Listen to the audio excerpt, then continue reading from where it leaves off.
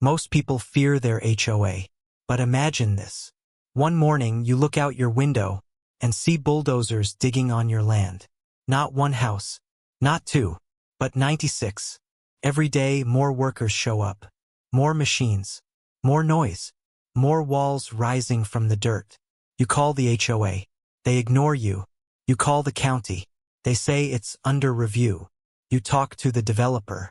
He acts like you don't exist. Most people would panic. But not the man in this story. He stayed silent. He watched the construction. He watched the foundations get poured. He watched the frames go up. He watched roofs, driveways, mailboxes, and sidewalks appear. And he didn't stop them. Not once. Because he knew something the HOA didn't.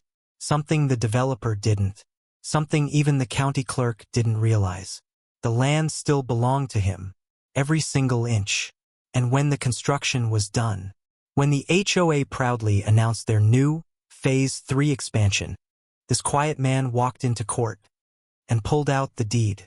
But the truth behind how this happened will shock you. Because this wasn't just a paperwork issue. This wasn't a small mistake. This was a chain of failures that almost erased someone's entire property. Today, I'm going to show you the 3 shocking revelations behind this story. How the HOA built 96 homes on land they didn't own. How the county accidentally erased a deed from the system. And how one man used that mistake to win everything back. Let me show you exactly how this happened. The story begins in a quiet American suburb. Not too far from a big city. Not too close either. The kind of place where neighbors wave. Where lawns stay trimmed. Where HOAs hold monthly meetings with coffee and cookies. Our main character, let's call him Daniel, owned 10 acres of land on the east edge of town. It had been his family's land for 40 years.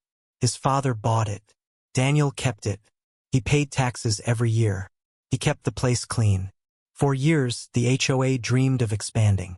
More homes meant more fees, more power, a bigger footprint, and a bigger budget. Developers visited the area often. Some made offers. Some measured soil. Some walked the property lines. But Daniel always said no. He liked peace. He liked space. And legally, the HOA had zero authority over him. His land wasn't inside their borders.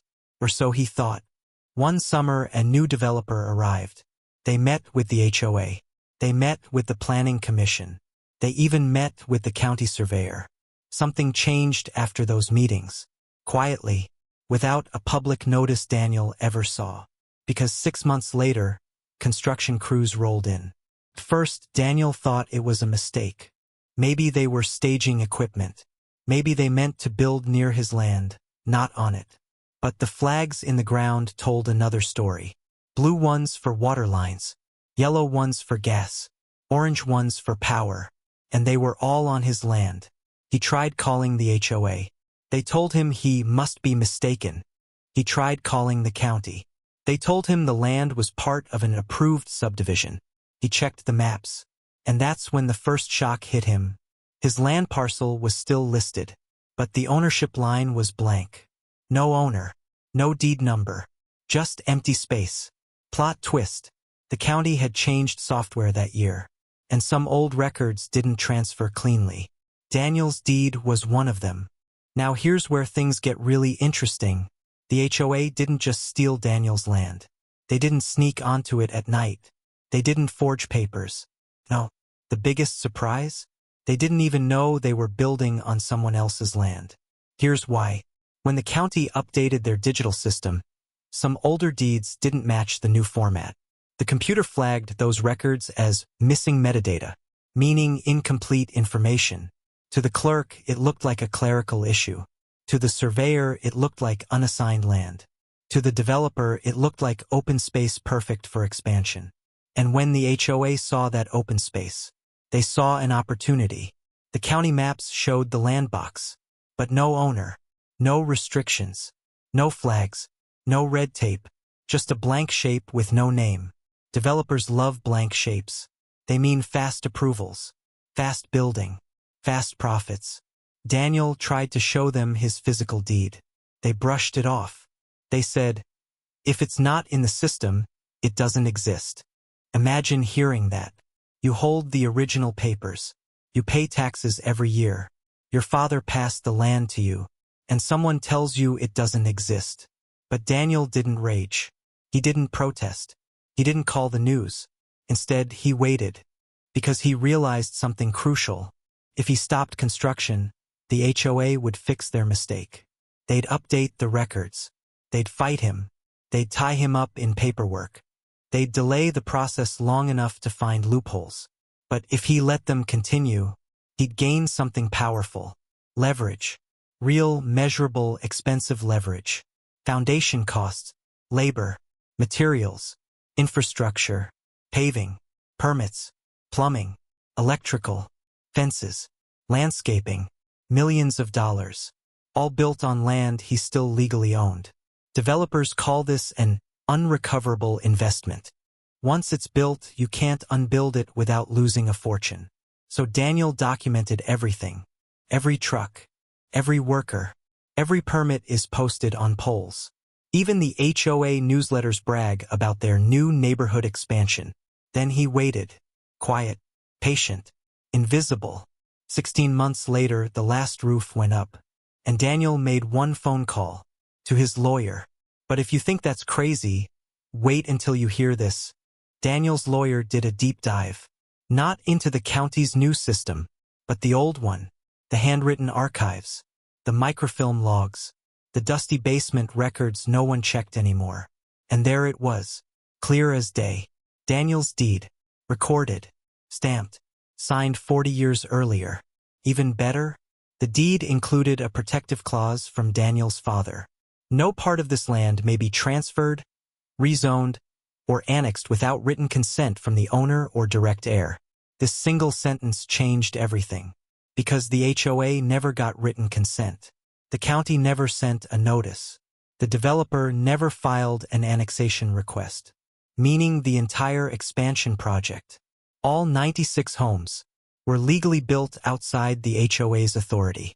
But the biggest legal bombshell came from the county attorney. According to property law, if someone builds on your land without permission, you have two options: force them to remove everything, or claim ownership of what they built. Most people would choose demolition, out of anger, revenge, fairness. But Daniel wasn't like most people. His lawyer suggested something smarter.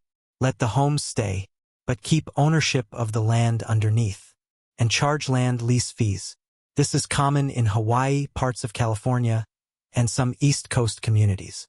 You own the house, you lease the land, and if you don't pay your land lease, the landowner can take the house. When did the HOA learn about this? They panicked, because if 96 homeowners suddenly needed land leases, the HOA's entire financial plan would collapse. Their expansion budget, their maintenance fund, their long-term revenue projections, all of it.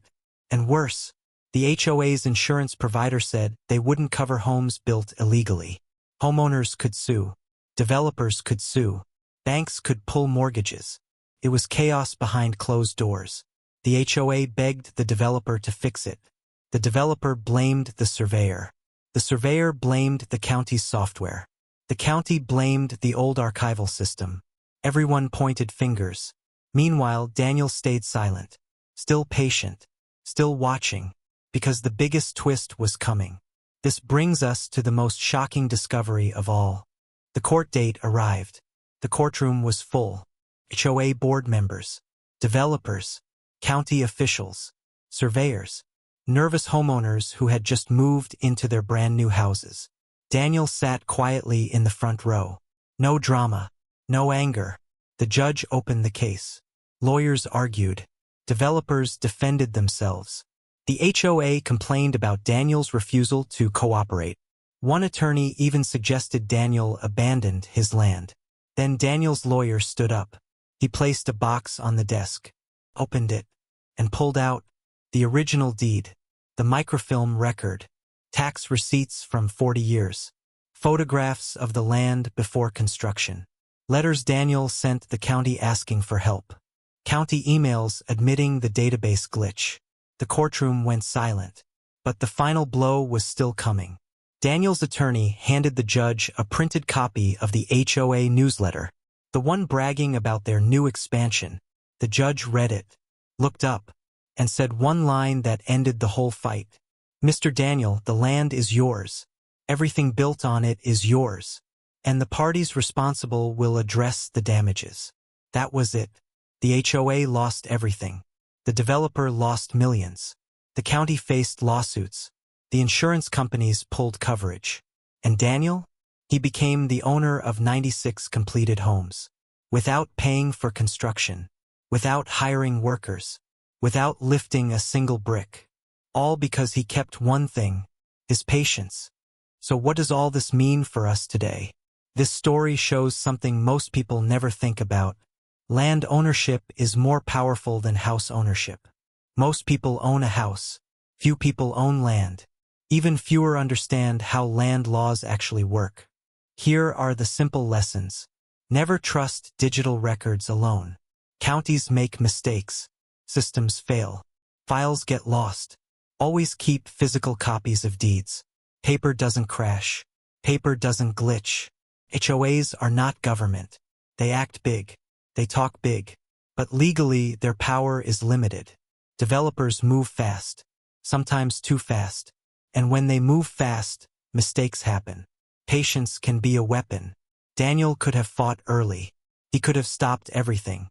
Instead, he let the HOA build their own trap. One nail at a time.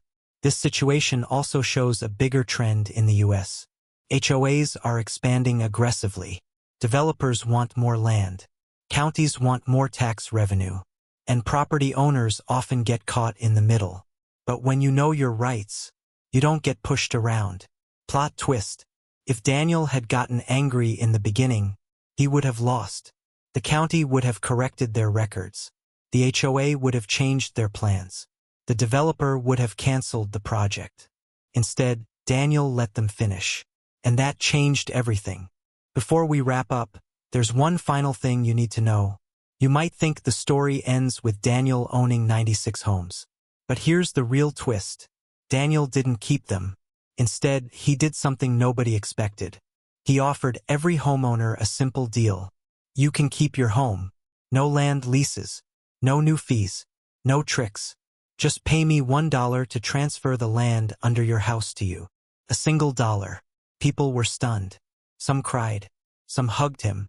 Some didn't believe it was real. Why did he do it? Because Daniel didn't want 96 homes. He didn't want to punish families. He didn't want to become a landlord. He wanted something else. For the HOA, the county, and the developer to acknowledge what they did. And after the court ruling, they had no choice. So Daniel sold the land for $1 each. $96 total. And he walked away with peace. In the end, Daniel didn't win because he fought harder. He won because he understood something simple. When powerful people rush, they make mistakes. And when you stay calm, you can use those mistakes to protect what's yours. If this opened your eyes, this story gave us 3 big takeaways. Always keep your land documents safe. Digital databases fail more than you think. HOAs can't take what isn't theirs. Their power stops where your property line begins. Patience and knowledge beat panic and anger. Every single time.